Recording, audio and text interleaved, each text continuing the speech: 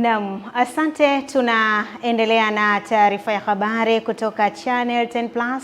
Mimi ni Witness Ngalawa na sasa ni ule wasaa kuangaza upande wa habari za uchumi na biashara. Na moja kwa moja taarifa ya kwanza inasema katika kuelekea uzinduzi wa mfumo wa kielektroniki pamoja na usimamizi wa kodi za ndani, IDRASA ambayo ni mamlaka ya mapato Tanzania TRA kwa mkoa wa Mbeya imeanza kutoa mafunzo ya awali kwa wahasibu na walipa kodi wa mkoa huo ili waufahamu na kurahisisha utunzaji wa kumbukumbu za kodi na kuachana na utunzaji wa makaratasi. Taarifa ya Rose Chapewa inafafanua zaidi. Serikali kupitia mamlaka ya mapato Tanzania TRA inataraji kuzindua mfumo wa IDRAS Februari 9 mwaka huu. Na katika hatua za mwanzo, zaidi ya wahasibu na walipa kodi 200 jijini Mbeya wamepata mafunzo ya matumizi ya mfumo huo, huku lengo likiwa ni kuwafikia walipa kodi wote.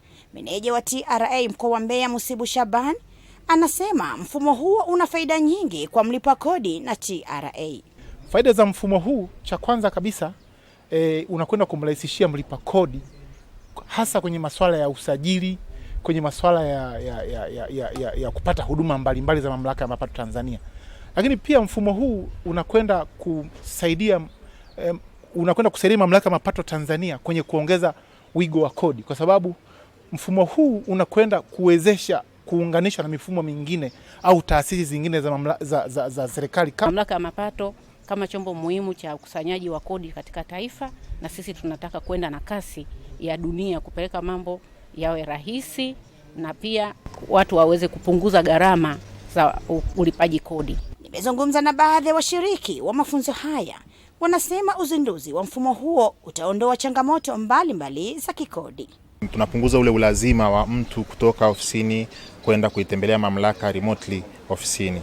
Manake mtu anaweza kujihudumia akiwa kwenye ofisi yake na ikawa rahisi. Nyenzo nzuri kwetu kujua taarifa zetu zikiwa salama wakati wote na kuziaccess kwa muda wote, lakini inatusaidia kujua namna ambavyo tunaweza kushirikiana na mamlaka ya mapato Tanzania kwa maana ya TRA kuwezesha kulipa kodi kile kitu ambacho kinastahili kwa manufaa na maendeleo ya taifa letu. Kwa sehemu kubwa tunaona itakuwa ni nyenzo rahisi kwa kila mlipa kodi kufahamu anatakiwa alipe nini na wakati gani. Kutoka jijini Mbeya, mimi ni Rose Chapewa wa Channel. Wakuu wa wilaya ya Nachingwea na Liwale mkoani Lindi wameifungia migodi ya dhahabu iliyo katika kijiji cha Kiegei kwa kukiuka sheria na taratibu za uchimbaji wa madini, ikiwemo matumizi ya kemikali hatarishi za zebaki pamoja na kuhamisha mto Mbwemkuru kutoka mkondo wake wa asili. Ahmad Nanonde ametuandalia taarifa ifuatayo. Afutaleta wataalamu waseme huu mtu ulikuwa vipi. Hata tunakuambia utuambie ukweli, unajifanya unaangalia huku, unakwenda huku. Kama unashangaa wewe, watu wewe ndio uko hapa tangu Septemba. Hatua hiyo imechukuliwa wakati wa ziara ya pamoja iliyofanywa na wakuu wa wilaya Nachingwea Mohamed Moyo pamoja na mkuu wa wilaya Liwale Godluck Mlinga, waliobaini ukiukwaji mkubwa wa sheria unaotishia uharibifu wa mazingira na afya za wananchi, huku akieleza kuwa serikali haitoruhusu shughuli za uchimbaji mpaka pale watakapofungua mto huo. Kampuni zilizofungiwa kuendesha shughuli za uchimbaji ni pamoja na Ecomines Global Limited, Japa Company Limited, Halima Mbao na Kaiwe. Mto wa asili yake ipo. Nyie mmeenda kuuzuia kabisa kama hakuna kupita hivi. Kwa hiyo mnyi mmeona sawa. Kama la usema DC, serikali imeipa hela shilingi. Hapa ndio maana mmeamua kufanya hayo ambao mmeyafanya. Sasa sisi tunazuia mtu kurudi kwenye uasili wake. Kuna Liwale, kuna Nachingwea, kuna Kilwa, kuna Ruangwa. Wote tunategemea mto huo Mbwemkuru. Wewe mwenzetu peke yako umechukua mto Mbwemkuru umeutia kwenye mfuko wako. Tuambie umeilipa nini serikali? Hatujalipa chochote. Sasa kwa sisi wengine hatuna haki ya kutumia maji ya mto Mbwemkuru. Wewe peke yako umeufunga, unaofanyia vitu vinavyotaka, wengine tusiyapate maji. Alafu hata njia yenyewe ya kuchepusha umetengeneza mfereji. Mto Mbwemkuru unaujua vizuri ndugu yangu.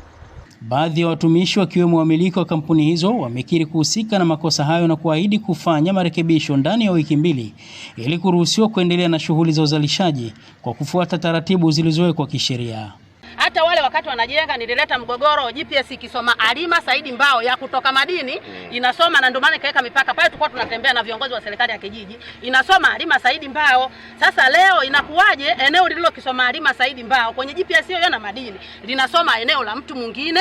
Niseme tu kwamba tulichepusha mto tukatoka kwenye njia yake asili, tukachepusha kuleta pembeni, ndio mkaamua kutengeneza hii sehemu ya kuhifadhia maji. Afisa madini mkoa wa Lindi Dickson Joram amesema kwamba wachimbaji wataruhusiwa kuendesha shughuli zao endapo tu watafuata taratibu za uchimbaji na utunzaji wa mazingira. Kwa utaratibu huo sasa, inamaanisha sisi tunachokisimamia ni ile leseni tuliyompatia.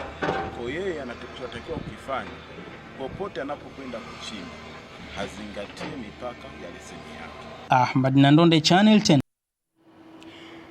Kutoka Pwani, naibu waziri wa viwanda na biashara Mheshimiwa Dennis Londo amewahakikishia wananchi kuwa serikali imejipanga kikamilifu kuhakikisha kuwa bidhaa wanazonunua zitakuwa na vipimo sahihi na vilivyohakikiwa ili kumlinda mlaji na kuhakikisha thamani ya bidhaa inalingana na fedha anayolipa. Margaret Malisa anatupasha zaidi. Mheshimiwa Londo amesema hayo mara baada ya kufanya ziara ya kikazi katika kituo cha wakala wa vipimo kilichopo Misugusugu, wilaya ya Kibaha, kwa lengo la kukagua utoaji wa huduma na utekelezaji wa majukumu ya taasisi hiyo. Kwa hiyo sisi kama Wizara ya Viwanda na Biashara tumejipanga na taasisi zetu ikiwemo wakala wa vipimo kuhakikisha kwamba tunajenga na kulinda imani ya mlaji na kuweka mazingira rafiki ya biashara. Tuna kazi kubwa ya utekelezaji wa dira ya 25 na 50 ambayo inazungumzia uchumi shindani, himilivu na jumuishi. Nguzo hizo 3 za dira zinategemea sana imani ya wananchi kwenye bidhaa, lakini inategemea sana sekta binafsi katika ushiriki wa uzalishaji. Kwa upande wake, mtendaji mkuu wa wakala wa vipimo Tanzania Alban Kiula amesema wamepokea maelekezo yote yaliyotolewa na naibu waziri huyo na wako tayari kuyafanyia kazi, huku akieleza hatua mbalimbali zilizochukuliwa na WMA katika kipindi cha siku 100 za utekelezaji wa ahadi za Rais wa Jamhuri ya Muungano wa Tanzania Daktari Samia Suluhu Hassan.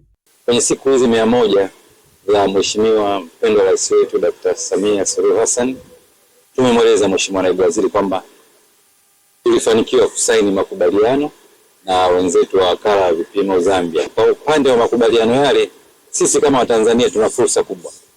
Wenzetu kule kuna kazi nyingi za kivipimo hawazifanyi. Kwa hiyo ni fursa kubwa sisi makampuni yaliyoko Tanzania kwenda nchini Zambia sasa kuchukua fursa zile za kufanya kazi za uhakiki wa vipimo mbalimbali, ambapo wapo kwenye fani ya vipimo. Wasiogope, waende nchini Zambia, tumeshafungua milango, Margaret Malisa, Channel 10. Asante Margaret Malisa, na taarifa yake ndiyo inanitamatishia habari za uchumi na biashara kwa leo. Baada ya mapumziko mafupi atakuja hapa Eden Bahati, golikipa wa kisasa, kutuhabarisha kunani katika anga la michezo na burudani. Tafadhali baki nasi.